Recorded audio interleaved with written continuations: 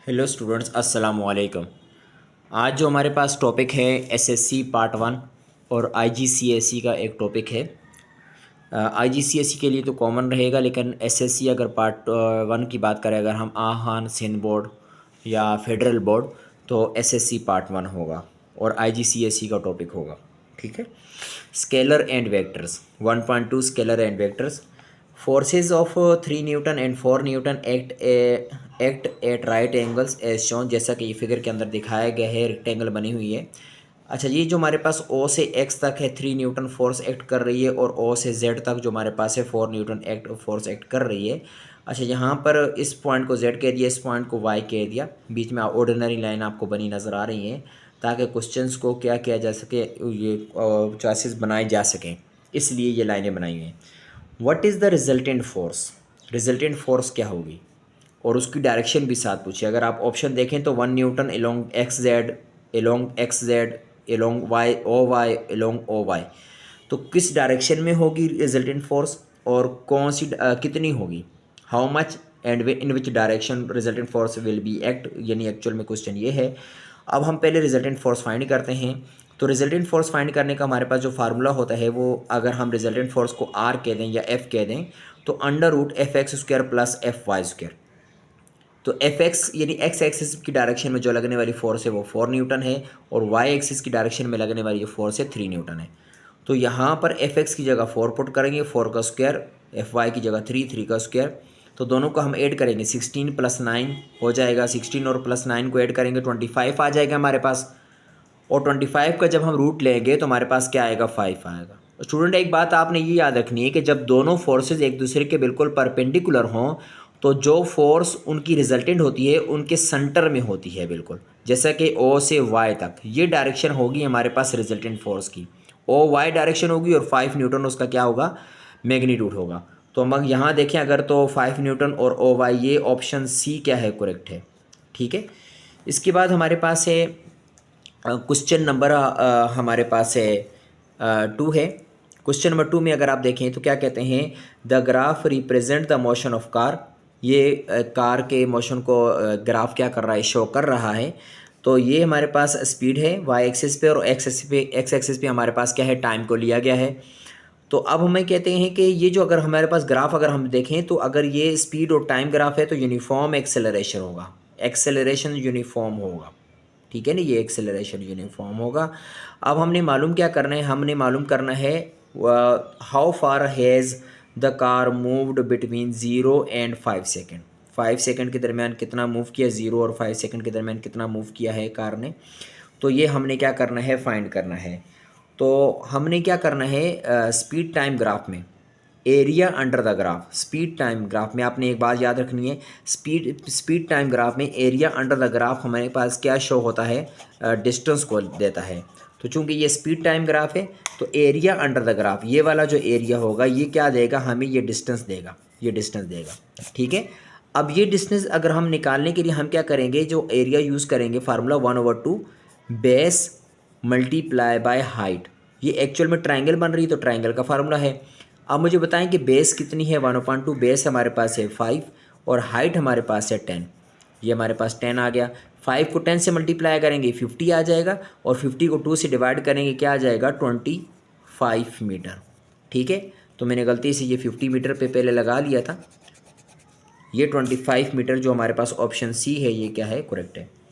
Question number 3 हमारे पास है, an aircraft is moving at 60 metre per second in northerly direction. Northerly यानी north की डायरेक्शन में मूव कर रहा है, when across wind from the east start to blow.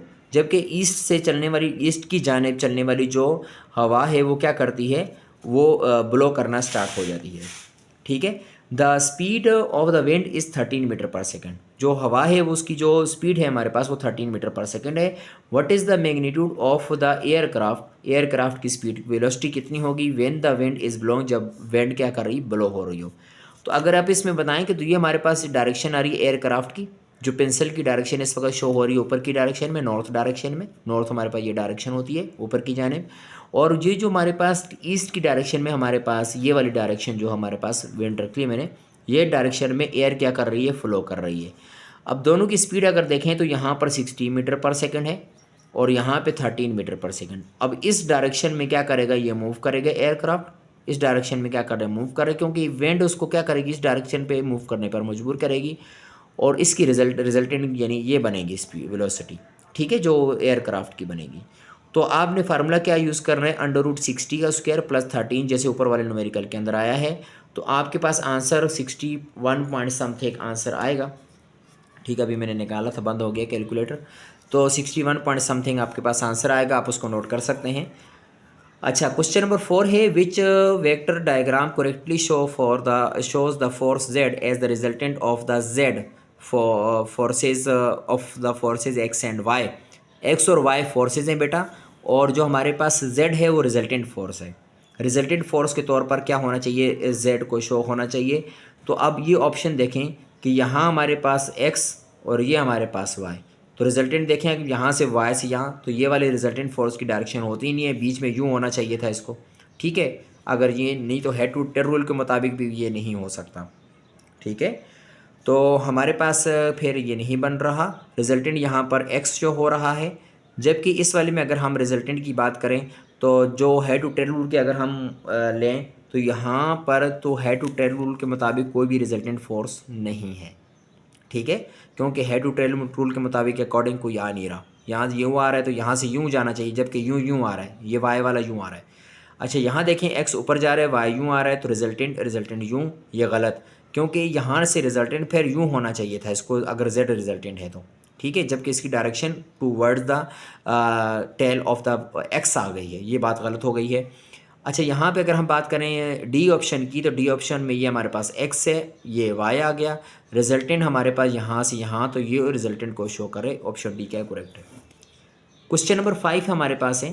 Question number, diagram shows two forces acting at right angle to each other. एक दूसरे पर right angle बना रही हैं फोर्सेज। अब फोर्सेज कितनी हमारे पास हैं, ये जो एक बॉक्स है, बॉक्स का स्केल दिखाया गया कि 1 न्यूटन बॉक्स की विड्थ है शो हो रही है। सर ये हमारे पास स्क्वायर बॉक्स है, यानी इसकी विड्थ हो हाइट सेम है और 1 न्यूटन को शो हो रही है। तो ये हमारे पास 4 बॉक्स में आ रहा है तो 4 न्यूटन, ये हमारे पास 3 बॉक्स में आ रहा है तो 3 न्यूटन, ठीक है बेटा। तो अब हमने क्या बताना है, what is the resultant force of two forces, इन दोनों फोर्सेज का यानी 2 फोर्सेज का रिजल्टेंट क्या होगा। तो अभी हम 3 फोर्स और न्यूटन, 3 का स्क्वायर √3 स्क्वायर प्लस 4 स्क्वायर, और ये हम ले लेंगे रूट के अंदर, 9 + 16 25 आ जाएगा, जैसे कि क्वेश्चन नंबर 1 के अंदर हमने किया। तो क्या आ जाएगा 5, तो 5.0 ये वाला ऑप्शन हमारे पास कोई। क्वेश्चन नंबर 6 हमारे पास है।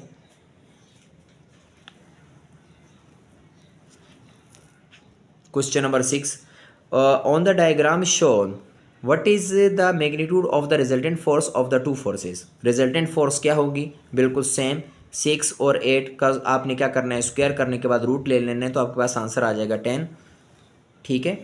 उसके बाद क्वेश्चन नंबर 7 है, which physical quantity is a vector quantity, mass density temperature velocity. तो आपके पास वेक्टर क्वांटिटी कौन सी है, ना मास है, ना डेंसिटी है, ना टेम्परेचर, वेलोसिटी वेक्टर क्वांटिटी है। क्वेश्चन नंबर 8 में हमें कहते हैं a boat start moving across a river at a velocity v perpendicular to the river bank. अच्छा, यहाँ पर वेलोसिटी दिखाई गई है।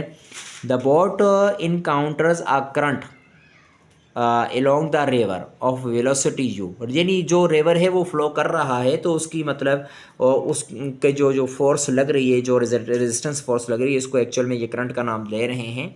तो आप क्या कर रहे हैं कि वेलोसिटी यू से, रिवर की जो वेलोसिटी है वो यू है एज शोन, ठीक है, ये रिवर की वेलोसिटी है, ये इस डायरेक्शन में रिवर क्या कर रहा है, फ्लो कर रहा है, जबकि इस डायरेक्शन में हमारे पास क्या आ रही है, बोट आ रही है, ठीक है। अब ये पूछ रहे हैं कि which vector diagram shows the resultant velocity R of the boat, यानी वो वाला हमने ढूंढना है जिसमें जो आर है वो रिजल्टेंट के तौर पर क्या हो, शो हो रहा हो हेड टू टेल रूल के मुताबिक। ये यहाँ से यूँ गया, यहाँ वापस आया, अब ये यहाँ से यूँ आया, तो इस रूल के मुताबिक ये हमारे पास कोई भी हेड टू टेल रूल के मुताबिक नहीं है, हेड टू टेल रूल के अकॉर्डिंग नहीं है, यानी टेल से टेल नहीं मिल सकती, ये टेल से टेल मिली हुई है। टेल टू हेड मिलेगा 2 वेक्टर, और फिर जो रिजल्टेंट होगा वो फर्स्ट वेक्टर की टेल से लास्ट वेक्टर के हेड तक होना चाहिए, ठीक है। तो बी में देखते हैं, तो बी में हमारे पास जो रिजल्टेंट शो हो रहा है, तो ये हमारे पास यूँ गया तो ऊपर जाना चाहिए, फिर यहाँ से यूँ, ये देखें ये दोनों की टेल मिल गई, आर की भी टेल वी की भी टेल मिल गई है, और ये दोनों भी है टू टेल रूल के अकॉर्डिंग नहीं आ रहे। आर यहाँ रिजल्टेंट को शो कर नहीं कर रहा, ठीक है, क्योंकि इसकी यू की डायरेक्शन इधर मुड़ गई। सी में अगर हम देखते तो यू यूँ आ रहा है, ठीक है, यहाँ पे इसकी हेड है, यहाँ से टेल आ जाएगी वी की, और रिजल्टेंट फिर क्या होना चाहिए, यहाँ से यू से वी तक, बिल्कुल ये ठीक है, ये हेड टू टेल रूल के मुताबिक है, हेड टू टेल रूल के अकॉर्डिंग है, तो यही हमारा क्या होगा, आंसर होगा।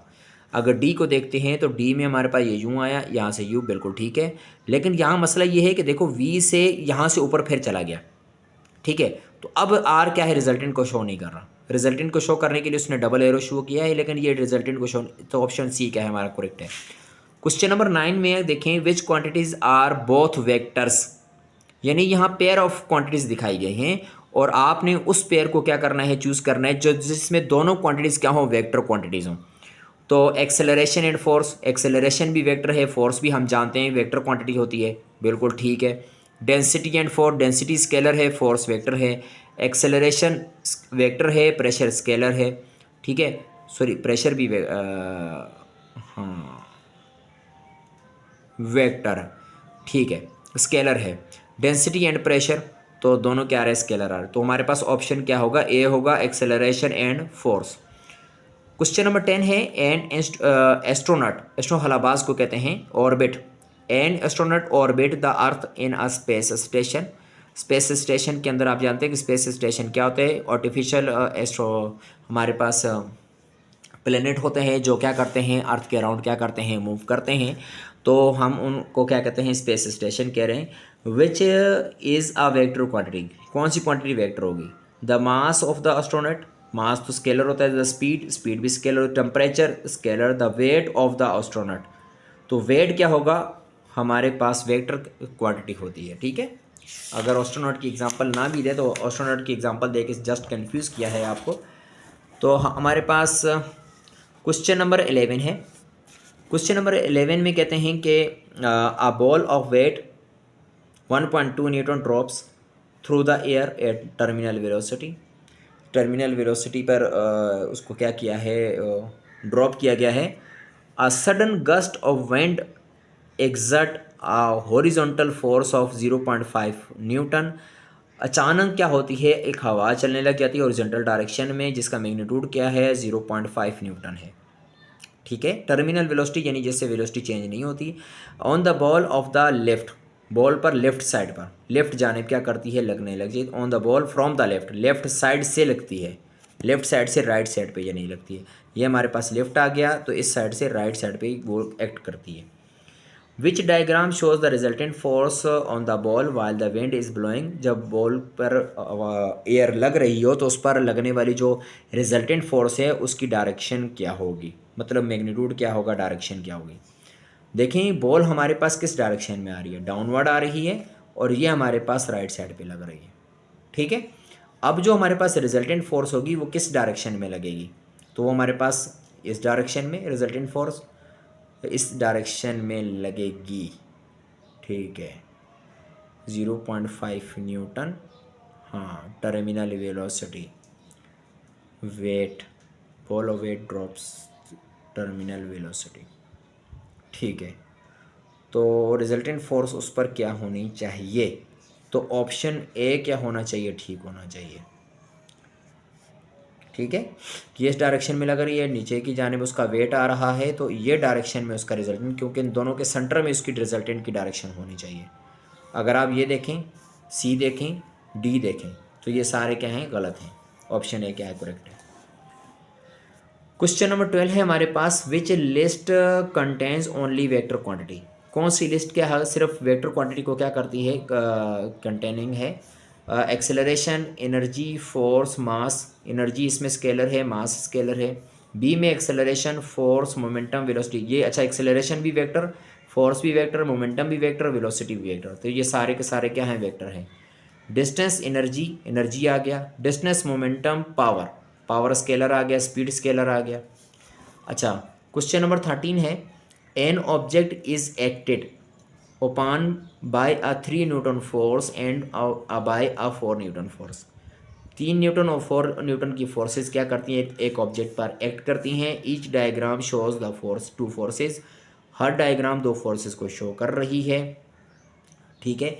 अब ये कहते हैं कि which diagram also shows the resultant X, resultant जो फोर्स है उसको एक्स से शो किया गया है।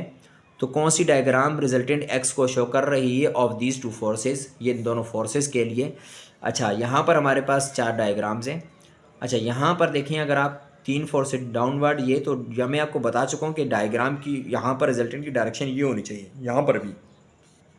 तो सी के अंदर क्या है करेक्ट है, तो सी हमारे पास आंसर से, क्योंकि देखें ये हमारे पास ओरिजेंटल या क्या वर्टिकल डाउनवर्ड आ गया, तो ये डायरेक्शन बनेगी रिजल्टेंट की, तो ये क्या है करेक्ट डायरेक्शन है।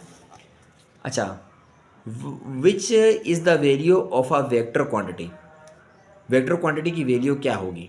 यानी इन जो यहाँ पर आंसर दिए गए हैं इनमें 3 स्केलर हैं और एक वेक्टर है। 20 वोल्ट गलत, वोल्ट हमारे पास स्केलर क्वांटिटी होती है। 100 kg पर मीटर क्यूब ये डेंसिटी हमारे पास है स्केलर। 20 मीटर पर सेकंड ईस्ट ये मैग्नीट्यूड, और ये डायरेक्शन आ गई, ये वेलोसिटी है। ये वेलोसिटी का मैग्नीट्यूड आ रहा है, वेलोसिटी का मैग्नीट्यूड आ रहा है, ये इस वजह से वेक्टर क्वांटिटी है, ये करेक्ट ऑप्शन है। 50 जूल पर केजी सेंटीग्रेड ये हमारे पास स्पेसिफिक हीट कैपेसिटी है, स्पेसिफिक हीट कैपेसिटी है, ये हमारे पास स्केलर क्वांटिटी होती है। स्पेसिफिक हीट कैपेसिटी हमारे पास स्केलर क्वांटिटी होती है। तो स्टूडेंट्स 9th क्लास वाले, आज आपके लिए ये वाला जो टॉपिक है स्केलर एंड वेक्टर, ये इसके एमसीक्यूज़ हैं, 14 एमसीक्यूज़ हैं, आपने इनको अच्छे से तैयार करना है, ठीक है।